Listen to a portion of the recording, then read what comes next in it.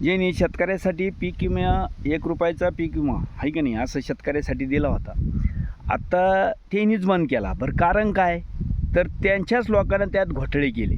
शेतकऱ्याचं त्याच्यात कोणतंही हे नाही. म्हणजे शेतकऱ्याला किती फायदा झाला, काय झाला अजून तर काही समजलं पण नाही. मग 1 रुपयात शेतकऱ्याला पीक विमा ही योजना शासनाने आणली आणि आता घोटाळे करणारे बी हेच, पीक विमा देणारे बी हेच आणि आता बंद करणारे पण हेच, आहे की नाही.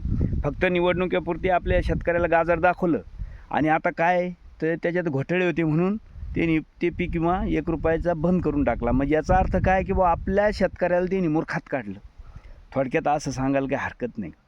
म्हणजे देणारे तेच, घोटाळे करणारे तेच आणि परत बंद करणारे तेच. म्हणजे अशी परिस्थिती मित्रांनो, काय सांगा. आणि शेतकऱ्याचा काय विचार केला ह्या लोकांना त्यात? जर तुम्ही चौकशा करून जे घोटाळे केले होते त्यांच्यावर गुन्हे दाखल केले असते किंवा मग परत काही कडक कायदा काढला असता तर कोणी घोटाळे केले नसते. म्हणजे शेतकऱ्याचा फायदा नाही तोटा.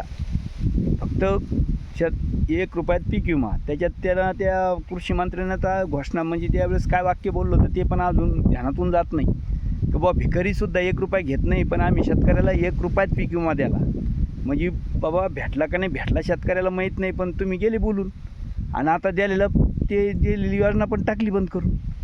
अशी परिस्थिती मित्रांनो शेतकरीची, काय सांगा. आणि त्यासाठी मी नेहमी सांगत असतो, अशी परिस्थिती एक आई भीक मागून देणं आणि बाप खाऊन देणं हे शेतकऱ्यासाठी मित्रांनो. काय करता?